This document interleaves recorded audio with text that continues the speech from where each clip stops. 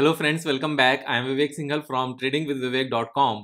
और आज हम बात करने वाले हैं मेरे बारे में, मेरे कुछ ट्रेडिंग ईयर्स के बारे में कि विवेक भाई, आज तक आपके ट्रेडिंग ईयर्स कौन से सबसे अच्छे रहे। So this particular experience I am going to share with you, and उसके पीछे मैं ये भी रीजंस बताऊंगा कि क्यों वो अच्छे रहे और उस टाइम पर मेरा साइकोलॉजिकल जो स्टेट ऑफ माइंड था वो क्या था और उससे ओवरकम कैसे किया गया। तो ज़्यादा लंबी वीडियो नहीं है, लेकिन जो भी मेरा एक्सपीरियंस है वो मैं आपके साथ शेयर कर रहा हूँ, और एक्सपीरियंस से ही हम एक्चुअल में ज़्यादा अच्छे से सीख पाते हैं। अगर हम जिन लोगों ने मार्केट में थोड़ा सा भी अच्छा काम किया है, अगर उनका एक्सपीरियंस हमें मिल जाए तो शायद हमें खुद से सेम चीज़ को एक्सपीरियंस करके तब समझने की ज़रूरत नहीं होती। हम दूसरों की गलतियों से सीख सकते हैं, दूसरों के एक्सपीरियंस से सीख सकते हैं, तो यहाँ जर्नी थोड़ी सी आसान होती है। तो सबसे पहले मैं आपको बताता हूँ when I had started trading in the stock market. So May 2004 में मैंने स्टार्ट किया था, और अभी क्योंकि अप्रैल स्टार्ट हो रहा है, लगभग 31 मार्च है आज 2023 का। तो अब से 1 ईयर 1 मंथ के बाद, 1 ईयर 2 मंथ्स के बाद एग्जैक्टली मेरे ट्रेडिंग करियर को ऑलमोस्ट 20 ईयर्स हो जाएंगे। So this is a long period. 2 decades पूरे होते हैं, 2 दशक कहते हैं जिनको। तो 19 ईयर्स हो चुके हैं मुझे मार्केट में ट्रेड करते हुए, और 1 ईयर और कंप्लीट होने पर 20 ईयर्स हो जाएंगे। तो इन 20 ईयर्स में कभी भी ऐसा नहीं हुआ कि सारे ही ईयर्स अपने सेम गए हों, और ऐसा भी नहीं हुआ कि कोई भी पर्टिकुलर ईयर इतना पैथेटिक गया हो कि कुछ हुआ ही नहीं। हाँ, कुछ हुआ ही नहीं, उसको पैथेटिक कहते हैं। लेकिन अगर हमने पूरे साल में जितना प्रॉफिट बुक किया और जितना अनरियलाइज देखा, तो उसमें बहुत ज्यादा बड़ा डिफरेंस ये नजर नहीं आया कि प्रॉफिट तो बिल्कुल भी बुक नहीं हुआ और पोर्टफोलियो 40% डाउन है। ऐसा कभी नहीं हुआ, none of the year, including 2008, या फिर हम बात करने लगे यहाँ पर 2020, क्योंकि वी शेप रिकवरी वहां पर भी आई है और सारी चीजें बेटर गई हैं। लेकिन अगर मेरे सबसे अच्छे ट्रेडिंग ईयर्स की मैं बात बताऊं आपको, तो 2005 वन ऑफ द बेस्ट, जो अर्ली ईयर्स में था। बिल्कुल मई 2004 में मैंने स्टार्ट किया था। 2004 बिल्कुल बेकार जा रहा था, मैं पैसे लगाता जा रहा था, नीचे जाते जा रहे थे सारे स्टॉक्स। लेकिन I had understood earlier itself कि मार्केट ऐसे ही काम करेगा। मार्केट में हमारी बाइंग करने के एकदम बाद स्टॉक प्राइस सारे ऊपर चले जाएं, ऐसा कभी नहीं होता। अगर ऐसा हो रहा होता तो फिक्स डिपॉजिट में कोई पैसे नहीं डालता, और गोल्ड कोई परचेज नहीं करता, और रियल एस्टेट भी कोई परचेज नहीं करता।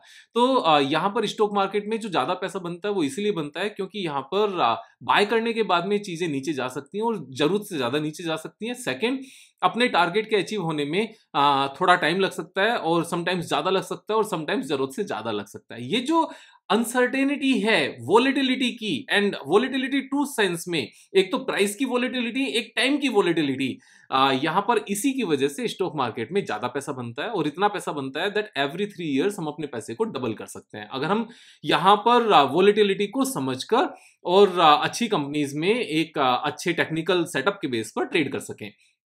तो 2004 में मैंने स्टार्ट किया, 2005 अच्छा गया, 2007 मेरा अच्छा गया, 2006 अच्छा नहीं गया, 2007 अच्छा था, उसके बाद में 2014 अच्छा था।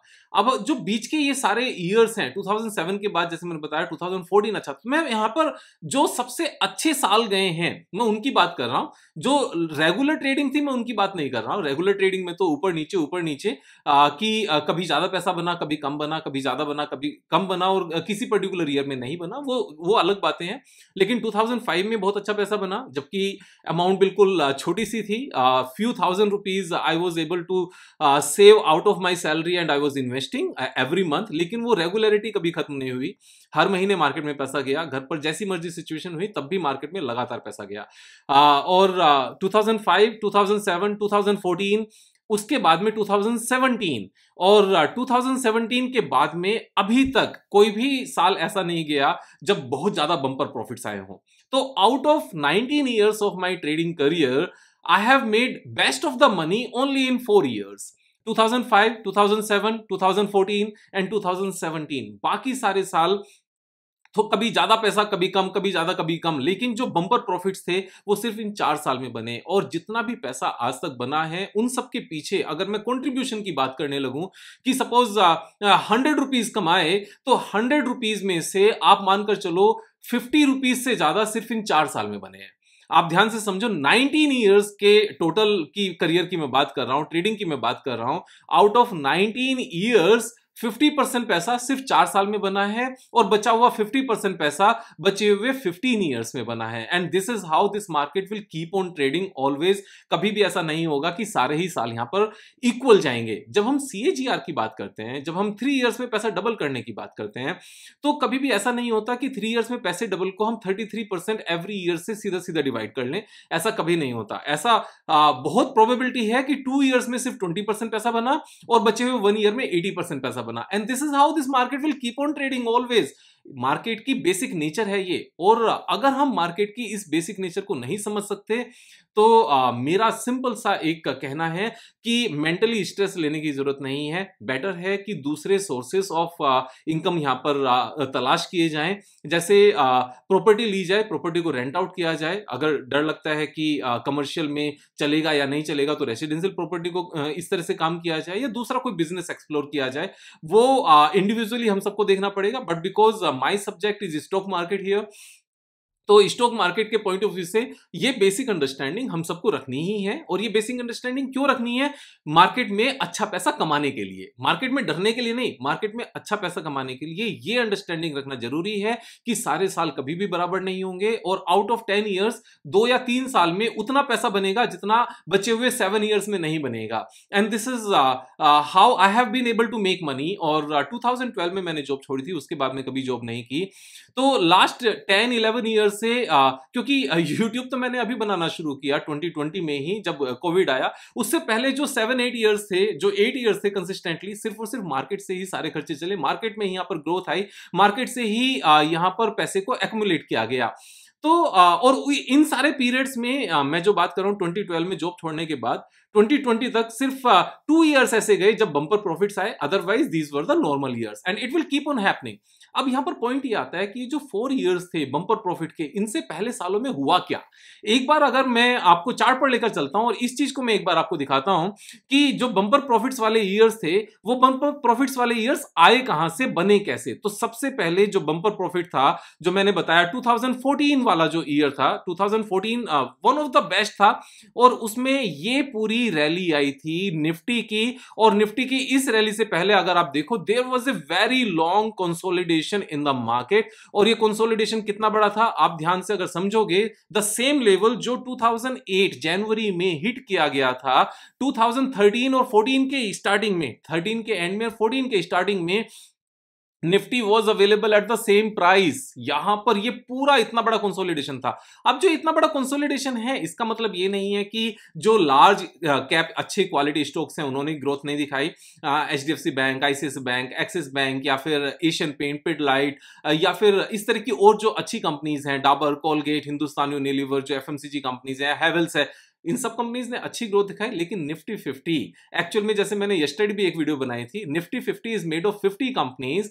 और इनमें 50 की 50 कंपनीज कभी अच्छी नहीं होती। 50 कंपनीज इसलिए रखनी पड़ती हैं क्योंकि हर एक सेक्टर को यहां पर कवर करना होता है, जिससे ओवरऑल मार्केट को ये रिप्रेजेंट कर सके। और यहां पर अगर एक या दो कंपनीज जिनकी वेटेज ज्यादा है, अगर वो नहीं चली, तो यहां निफ्टी उतना अच्छा परफॉर्म नहीं करती। जैसे ड्यूरिंग दिस पीरियड, जो ये 2008 से लेकर 2014 तक का पीरियड है, जिस कंपनी की सबसे ज्यादा वेटेज थी, रिलायंस इंडस्ट्रीज, उसने परफॉर्म नहीं किया। अब उसने परफॉर्म नहीं किया तो निफ्टी को वो यहां से पुश नहीं मिला। और बाकी बहुत सारी ऐसी कंपनीज जिन्होंने अच्छा परफॉर्म नहीं किया। तो लेकिन इस पीरियड में बाकी कंपनीज ने अच्छा काम किया। लेकिन 2014 से पहले का जो लॉन्ग कंसोलिडेशन था, and specially during this period, ये जो पीरियड है 2013 वाला जो पीरियड था, इस पीरियड में जो mid cap and small cap companies थी, those were down by 60-70%। The same situation जो आज की डेट में है, बिल्कुल सेम सिचुएशन थी। जैसे अभी 22 में मिड कैप और स्मॉल कैप 50-60% डाउन है। And even quality mid cap, even quality small cap, these are down by 60-70-80, few stocks are down by 80%। वहां पर ये क्वेश्चन आता है कि विवेक भाई, am I missing something? Yes, you are missing one thing. इन सारे स्टॉक्स को इतना नीचे देखते हुए जब जा रहे हैं और आप पता नहीं लगा पा रहे हो what's wrong with these stocks, why these stocks are down by 70-80%, am I missing something? Yes, you are missing one thing, that this is because of the overall stock market. This is the cycle. जब कभी किसी एक particular period में small cap और mid cap की इतनी ही पिटाई होती है कि उसके बाद जो रैली आती है, वहां पर यही मिड कैप और small cap 5 times, 6 times, 7 times की यहां पर रैली दे रहे होते हैं। तो पॉइंट ये आता है कि क्या हमें उनमें पैसा लगाना चाहिए? हमेशा इस बात का ध्यान रखना है, अगर वॉलेटिलिटी स्टॉक मार्केट में आप देख सकते हो, अपने पोर्टफोलियो में देख सकते हो, then only you should invest in small cap और मिड कैप, क्योंकि नीचे सस्ते होने के बाद और सस्ते हो सकते हैं। There is no guarantee of the time period and there is no guarantee of the price volatility in stock market, and this uncertainty only creates a huge potential. यही एक ऐसा पॉइंट है जो इतना बड़ा यहां पर पोटेंशियल क्रिएट करता है। अब जैसे लास्ट 1 ईयर में मिड कैप स्मॉल कैप की इतनी ज्यादा पिटाई हुई है, ये सेम सिनेरियो है, ये सेम टाइम पीरियड है जो 2013 में था, एंड साथ में सेम पीरियड हमारा 2015 एंड से लेकर 16 वाला था। आप अगर इस पीरियड को भी देखोगे, पूरा 2015 एंड 16 का हाफ ऐसे ही बीता था। उसके बाद में 2017 की जो रैली थी, इस पीरियड में सबसे ज्यादा यहां पर मिड कैप स्मॉल कैप चला। ओवरऑल ब्रॉडर मार्केट की मैं बात कर रहा हूं, तो ये एक सेकंड वाला था फेज और ये फर्स्ट फेज था। मैं 2008 की बहुत बड़ी गिरावट के बाद की बात कर रहा हूं, जो 2008 में बहुत बड़ी गिरावट आई थी। उसके बाद इस दोनों पीरियड में सबसे ज्यादा बढ़त आई, और ये 2014 में सबसे ज्यादा बढ़त आई थी एंड 2016-17 में सबसे ज्यादा बढ़त आई थी। हाफ ऑफ द 16 से ये स्टार्ट हुआ था, और उससे पहले का जो पीरियड था वो पैथेटिक था, रुलाने वाला था। 2015-16 के फर्स्ट हाफ में पता नहीं कितने लोग स्टॉक मार्केट छोड़कर गए, एंड 2013 आज तक का मेरा देखा हुआ द वर्स्ट पीरियड है। अगर मैं बात बताता हूं आपको, 2013 was the worst period. Nothing was going up, I am saying nothing was going up, and small and mid cap was down by 80%, few were down by 90%, and few were down by 95%। और ये सारे के सारे वापस भी आए।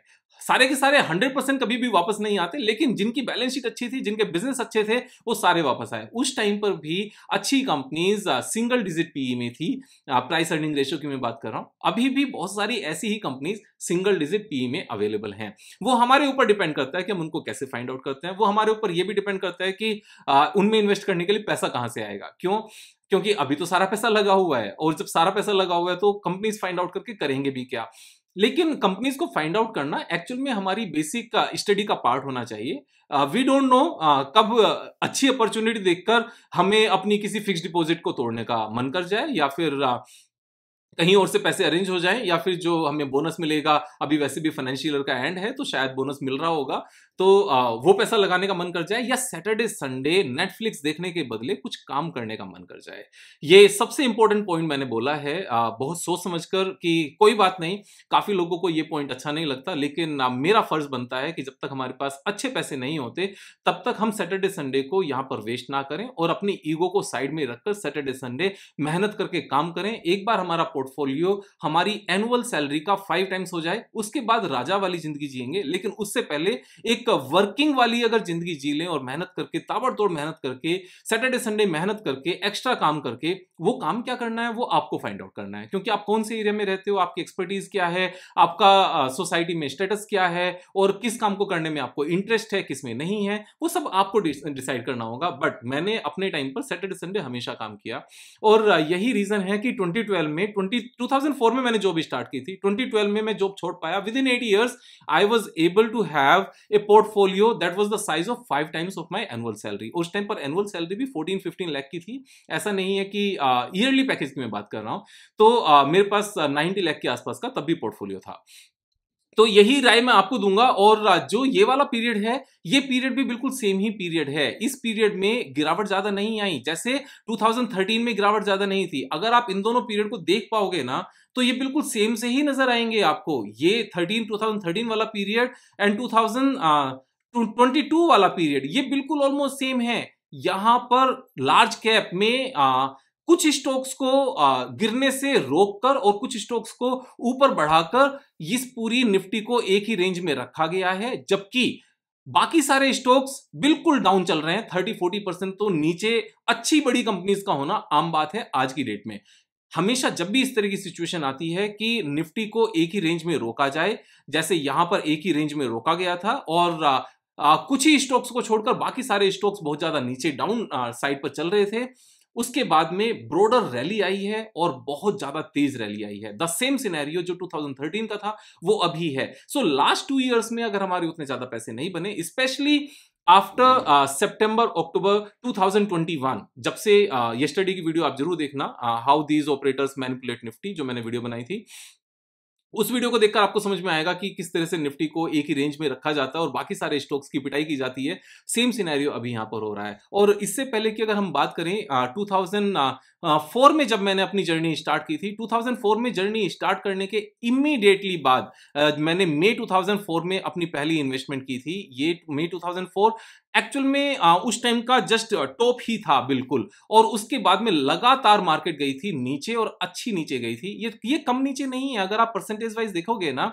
तो इस टॉप से लेकर निफ्टी वॉज डाउन बाय 32%, 30%, 32%। और यहां तक तो ये आई ही थी, एक ही दिन में इसने इतना नीचे जंप भी दिखाया था। ये मई मंथ की ही बात है। लेकिन नीचे आने के बाद में सेम लेवल पर कब तक पहुंची? नवंबर 2004। और उसके बाद भी ऊपर जाकर जनवरी 2005 में भी सेम लेवल पर थी एंड अप्रैल 2005 में भी सेम लेवल पर थी। अब अगर आप ये देखो द 1 ईयर पीरियड एक्चुअल में निफ्टी ने कुछ भी नहीं किया था। सिर्फ नीचे गई थी, ऊपर गई थोड़ी सी, लेकिन सेम रेंज में थी। लेकिन इसके बाद जो भी इन्वेस्टमेंट इस पीरियड में हुई, ऑफ कोर्स वो ये सारी इन्वेस्टमेंट सेम अमाउंट पर नहीं रही होगी, वो डाउन साइड में आई होगी। लेकिन उसके बाद जो ये रैली आई, इस रैली ने ना तो सिर्फ उस अनरियलाइज्ड लॉस को रिकवर किया बल्कि पैसे को डबल भी किया। उसके बाद में एक सीधा सीधा यहां पर जर्क आया, नीचे आए, लेकिन फिर से रैली आ गई। और फिर से ये इतनी बड़ी गिरावट थी और फिर से रैली थी। तो यहां पर एक और चीज आप ध्यान देना, इस पूरी गिरावट में हर किसी की हालत खराब थी। लेकिन जब भी कभी मार्केट में ऐसी सिचुएशन देखने को मिलेगी जब मिड कैप, स्मॉल कैप और लार्ज कैप में भी बारिंग फ्यू स्टॉक्स जिनको मेंटेन करके निफ्टी को मेंटेन किया जाता है, उनको छोड़कर बाकी सारे स्टॉक्स जब बहुत बुरी तरह से डाउन हो और लोगों को समझ ना आए कि what is happening, Nifty is not down that much but our portfolio is performing pathetic का वे में बिल्कुल, तो वहां ही उस पूरी गिरावट का अंत होता है। वहीं से चीजें आगे चलती हैं। अब यहां पर गलती क्या होती है? जब इस तरह का पीरियड खत्म होता है और मार्केट में रैली शुरू होती है, तो जैसे ही स्टॉक्स अपने बाइंग प्राइस पर आने शुरू होते हैं, काफी लोग सेम प्राइस पर निकलना शुरू कर देते हैं कि इस बार जान बचाते हैं, इस बार कान पकड़ते हैं, आगे से मार्केट में नहीं आएंगे और इस स्टॉक में तो बिल्कुल पैसे नहीं लगाएंगे। That is the biggest mistake. जब भी इस तरह का 2013 वाला सिनेरियो हो या 2015 वाला सिनेरियो हो या 2005 वाला सिनेरियो हो, 4 वाला सिनेरियो हो, 4 वाला सिनेरियो एंड 13 एंड यहां पर 15 एंड 16 का फर्स्ट हाफ, इस तरह के जब भी सिनेरियो आए, उसके बाद में अगले 1-1.5 साल तक, 1 और 1.5 ईयर तक हमें अपने पोर्टफोलियो में एक्चुअल में किसी भी स्टॉक में, एज सच किसी भी स्टॉक में प्राइस पर प्रॉफिट बुक नहीं करना चाहिए। We should wait for 40-50% gain. भले ही अभी वो स्टॉक हमने, सपोज कोई स्टॉक हमने 100 रुपीज पर लिया, अभी 40% डाउन है तो 60 रुपीज आया, हमें ऐसा फील होता है कि 60 रुपीज से 100 तक जाने में it need to go up by 70%। मजाक है क्या? 60% तो गिर गया, 70% जाएगा, फिर उसके बाद आएगा, अपने पैसे निकल जाए, बहुत बड़ी बात है। नो, ऐसा नहीं करना चाहिए। इस तरह की बड़ी गिरावट और कंसोलिडेशन में जब सब कुछ डाउन हो, इस तरह के टाइम के बाद में चीजें वापस से स्पीड से ऊपर जाती हैं और हमेशा अच्छा करती हैं। तो ऐसे में इन सब बातों का ध्यान रखना हमेशा इंपॉर्टेंट है। 1 मिनट प्लीज। सो जैसे अनसर्टेनिटी की मैं बात कर रहा हूं, तो अनसर्टेनिटी कभी भी लाइफ में कैसे भी हो सकती है। जैसे अभी अंगद को मेरे साथ खेलना था, मेरे बेटे को, तो after completing this video I will be playing with him. उससे पहले भी मैं प्ले ही कर रहा था मार्केट क्लोज होने के बाद। सो हमें एग्जिस्टिंग सिनेरियो में, एग्जिस्टिंग सिस्टम में किस तरीके से अपने आप को मेंटेन करना है और किस तरह से अपनी जर्नी को कैरी ऑन करना है बिना डिस्टर्ब हुए, बिना किसी भी, ऐसा नहीं होना चाहिए कि मार्केट गिर गई तो वहां पर ट्रेडिंग बंद कर दी। नो, मार्केट गिर गई कोई बात नहीं, लगातार सैलरी से सेव करते रहो, लगाते रहो, अच्छी कंपनीज में पैसे लगाते रहो। ये सारी कंपनीज ऊपर जानी है। India's per capita income is $2000 per year और ये पर एनम ही होता है हमेशा। और इसको यहाँ से 5 गुना कम से कम होना है और इसमें कोई दो राय नहीं है। अगर इस बात को समझना है तो जो बड़े इंडस्ट्रियलिस्ट हैं उनके इंटरव्यूज देखो, जो अच्छे यहाँ पर समझदार लोग आपको लगते हैं उनके इंटरव्यूज देखो। सटोरियो की मैं बात नहीं कर रहा हूँ, मैं उन लोगों की बात नहीं कर रहा हूँ जो या तो 1% मिल जाए या 0.5% पर स्टॉप लॉस लगा दो। मैं उन लोगों की बात नहीं कर रहा हूँ, क्योंकि उन लोगों का वे ऑफ वर्किंग बिल्कुल डिफरेंट है। उनको इकोनॉमी के बढ़ने से कोई फर्क नहीं पड़ता, कंट्री की ग्रोथ से कोई फर्क नहीं पड़ता, क्योंकि वो प्राइस में मैनिपुलेट करते हैं। हम यहाँ पर 30-40% एक ट्रेड में कमाने की बात करते हैं या फिर 100% कमाने की बात करते हैं। उस 100% को आने में 1 ईयर भी लग सकता है। सपोज आज पैसा लगाया और वो 1 ईयर में शायद 100% भी मिल जाए, लेकिन अगर हमने टॉप पर भी लगाया तो पहले नीचे आएगा 40%, उसके बाद वो वहां से 3 गुना होगा और 3 ईयर्स में फिर भी पैसा डबल हो जाएगा। यहाँ इसी तरीके से मार्केट को समझकर काम करेंगे तो अच्छा रहेगा। और मार्केट में वो पैसा कभी नहीं लगाना जिस पैसे की जरूरत आपको 3 ईयर से पहले हो। ये गलती कभी भी नहीं करनी चाहिए। मार्केट में लोन लेकर पैसा नहीं लगाना चाहिए, मार्केट में वो पैसा नहीं लगाना चाहिए जो अगले 1 साल में चाहिए, 1.5 साल में होने चाहिए और मार्केट में स्टॉप लॉस वाले हिसाब किताब से पैसा मेरे हिसाब से नहीं लगाना चाहिए। वो लोग कभी सुपर रिच नहीं होते। जो मेजॉरिटी एक दो नंबर्स के एक्सेप्शंस की अगर आप बात करोगे तो वो मैटर नहीं करता, लेकिन अगर हम यहाँ पर 10,000 20,000 लोगों की बात करें जिन्होंने मार्केट में अच्छे पैसे कमाए हैं, तो उन्होंने बिना स्टॉप लॉस के ही कमाए हैं। उन्होंने स्टॉप लॉस कंपनी के सिलेक्शन पर लगाया है, प्राइस पर नहीं लगाया। तो वो काम नहीं करना चाहिए। एंड द मोस्ट इंपॉर्टेंट कि कभी भी जितनी मर्जी कन्विक्शन किसी एक स्टॉक में हो, we should not invest more than 5% in one stock. अगर बहुत बड़ी कंपनी है, निफ्टी की लार्जेस्ट कंपनीज की बात करें, जैसे हम एचडीएफसी बैंक की बात करें या टीसीएस की बात करें, रिलायंस इंडस्ट्रीज की बात करें, तो उनमें 10% तक जाया जा सकता है। लेकिन अगर 5% भी उनमें रखा जाए तो हमारे फेवर में ही होगा, क्योंकि मार्केट में 20 अपॉर्चुनिटीज तो हमेशा फिर भी अवेलेबल रहती हैं जहां से अच्छा पैसा कमाया जा सके। मैं अपने एक्सपीरियंस को आपके साथ शेयर करता रहूंगा। आप दोस्तों के साथ इस वीडियो को शेयर करो, जिससे वो भी मार्केट में बेसिक अंडरस्टैंडिंग ला सकें और फियरलेस होकर समझदारी के साथ ट्रेड कर सकें और पैसे कमा सकें। सब्सक्राइब करना नहीं भूलना, दोस्तों का शेयर करना, लाइक करना, कमेंट करना। कल फिर मिलेंगे एक नए वीडियो के साथ। तब तक जय हिंद।